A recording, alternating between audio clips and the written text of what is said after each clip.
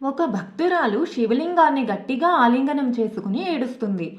అటుగా వెళ్తున్న ఒక ఋషి అది చూసి ఆమె దగ్గరకు వెళ్ళి ఎందుకమ్మా ఏడుస్తున్నావు అని అడుగుతాడు. అప్పుడు ఆ భక్తురాలు కడవడి నీళ్ళ అభిషేకానికే పొంగిపోతాడే నా హరుడు.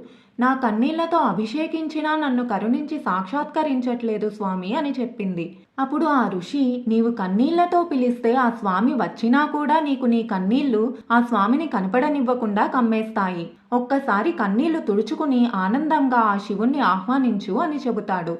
ఆ ఋషి చెప్పిన విధంగానే ఆ భక్తురాలు చేస్తుంది.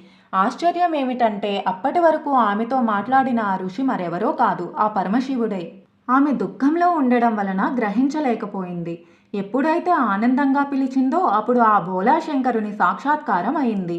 కాబట్టి ఎన్ని బాధలున్నా భగవంతుని ఆనందంగా ఆహ్వానించి చూడండి. ఏదో ఒక రూపంలో మనతో పాటే మన తోడుగానే ఉంటాడు.